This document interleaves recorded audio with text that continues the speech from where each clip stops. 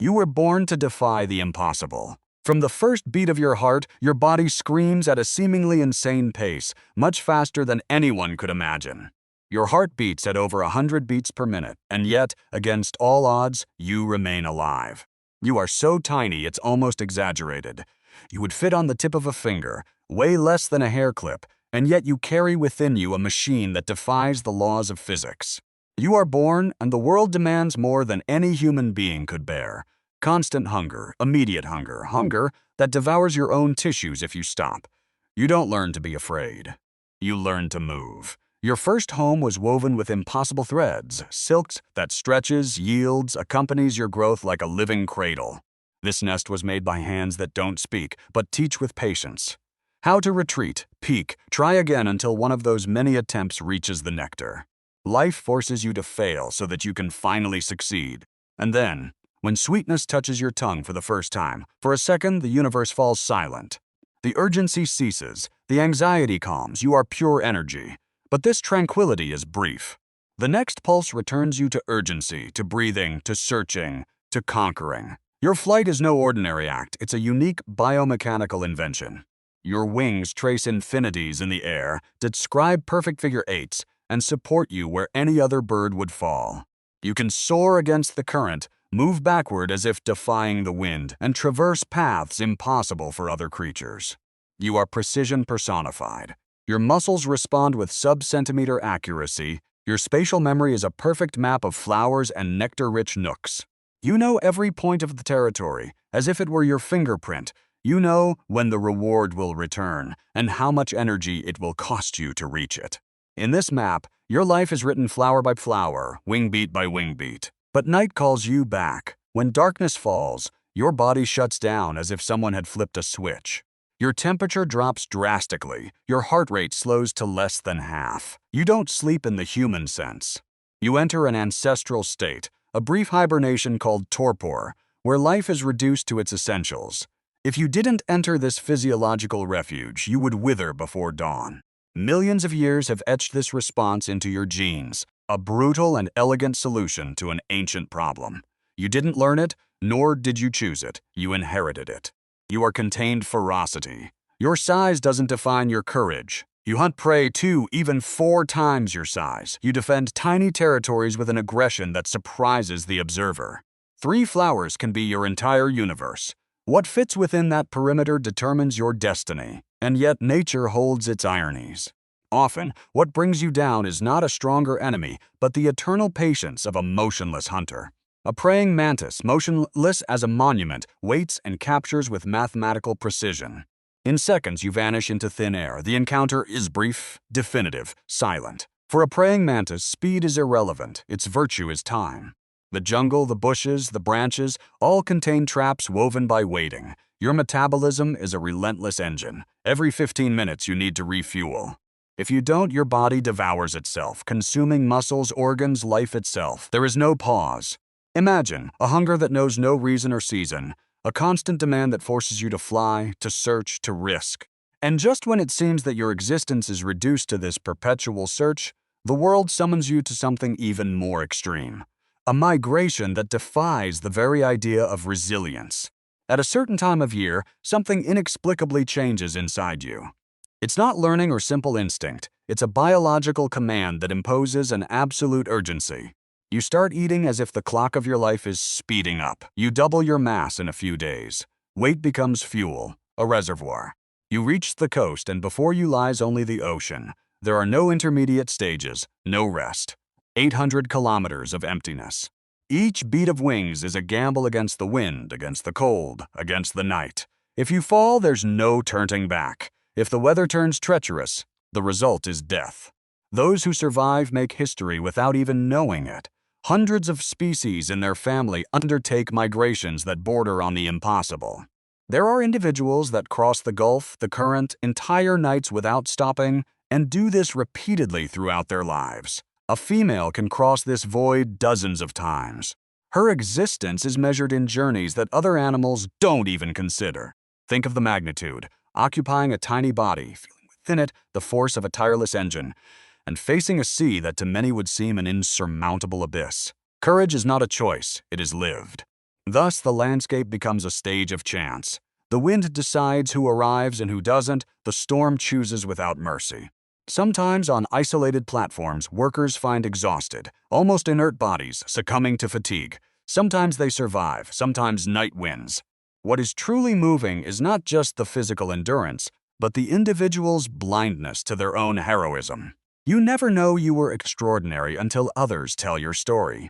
You never understand the 18 crossings you completed. For you, it was simply obeying the urgency that ran through your veins. Within this cycle, there is a mathematical precision. You know the renewal of each flower, the rhythm of the seasons, the pulse of the earth. This memory is more refined than that of many mammals, a neural network that connects time and space with almost mechanical efficiency. And yet, life imposes arbitrary limits. A lurking predator, a summer storm, a night that is too cold. Any variable can interrupt your journey.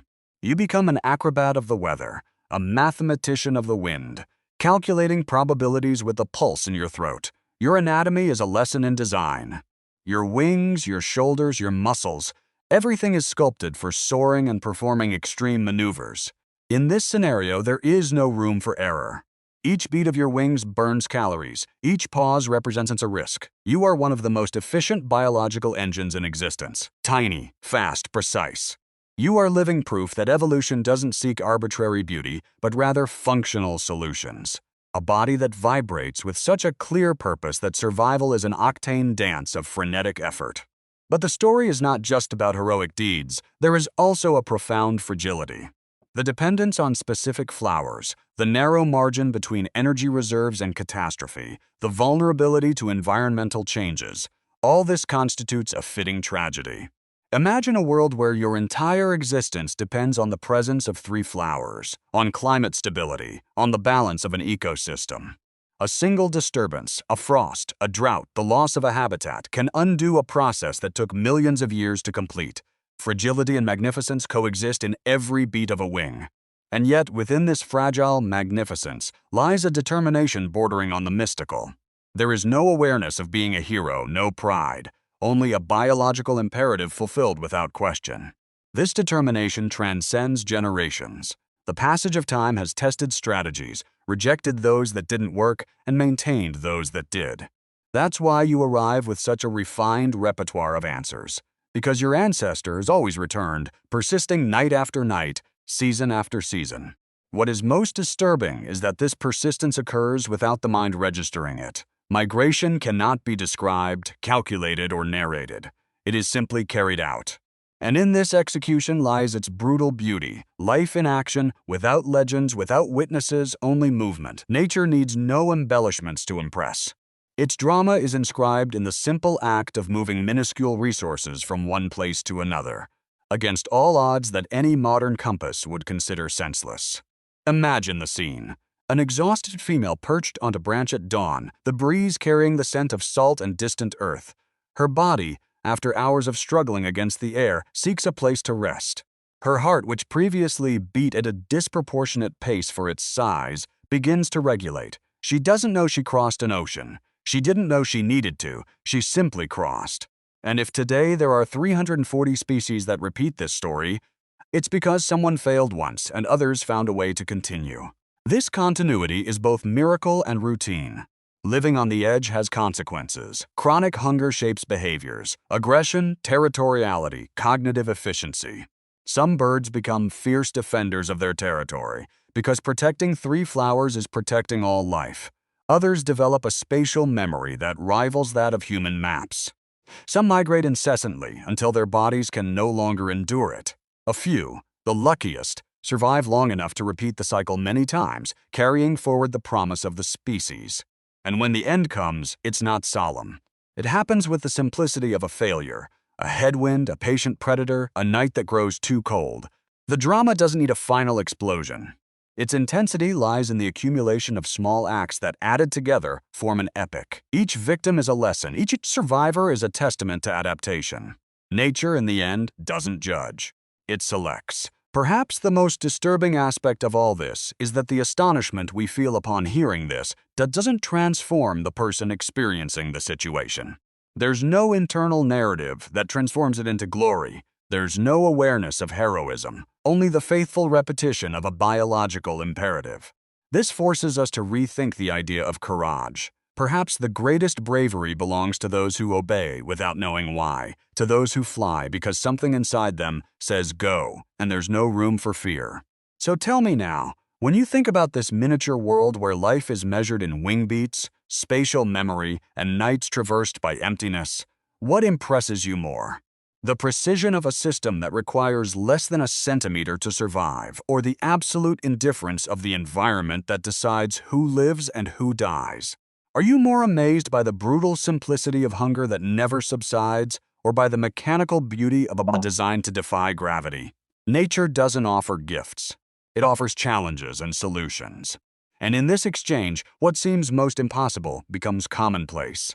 Tiny beings crossing oceans, flying against the wind, doubling their weight to carry the fuel for a journey that others consider suicidal.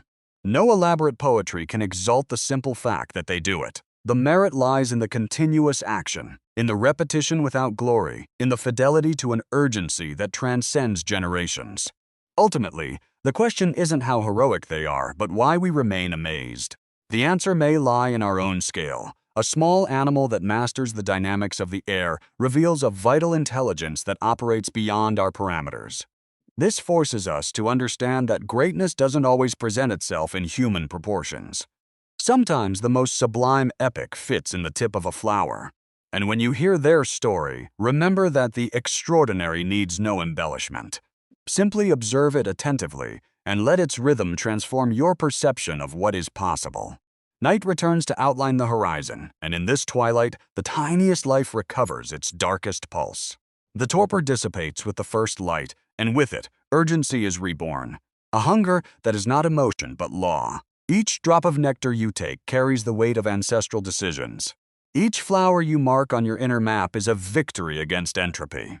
You don't remember names or stories, but you retain patterns, which way the wind blows at dawn, which flowers recover after the rain, which are in full bloom before noon. This memory is your compass. On an ocean crossing, time becomes a relentless enemy. There are no points of reference, only the beating of wings and the immensity below you. When the currents push you, you feel an alien force that can be both friend and tormentor. Nights are measured by fatigue and instinct, not by hours. Each landing on solid ground is a silent miracle, a triumph that demands no medals. Survival is measured in small victories, finding a flower, escaping a praying mantis, navigating a cold front. Migration imposes another debt, that of reproduction. Arriving in time at the roots of the land defines the future of your lineage. You don't travel just for yourself. You carry the pulse of generations. He who reaches the shore and finds its flowers can transform them into a promise, can nurture those who will come after. This pressure adds a layer of epic grandeur to each journey. What you do is not an individual feat, it is a legacy written in motion. However, the world changes. Alterations in the landscape seem trivial on a human scale, but for you they are cataclysms. The loss of a strip of wildflowers due to construction, the use of pesticides that poison the invisible, the heat that disrupts the resurrection cycles of nectar. All this shortens your routes, restricts your options, increases the risks. It's no longer just predators or storms. Now it's human decisions that tip the scales. And when the scales tip towards fragility, it is your wing beats that pay the price.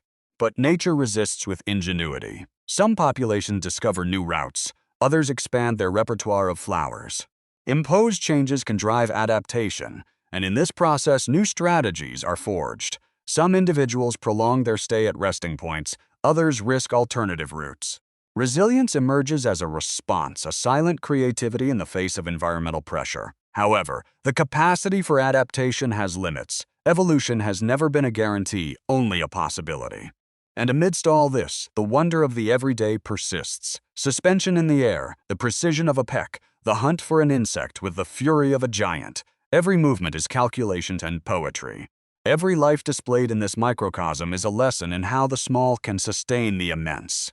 Because in the end, these tiny travelers carry with them not only their survival, but also our capacity for wonder. What else is there to do but look with new eyes and learn? Perhaps the challenge lies in understanding that greatness resides in perseverance, in the repetition of acts that go unnoticed. And if we care about preserving this wonder, our daily actions can be the difference between a species continuing to draw figure eights in the air or disappearing like a sigh in the night.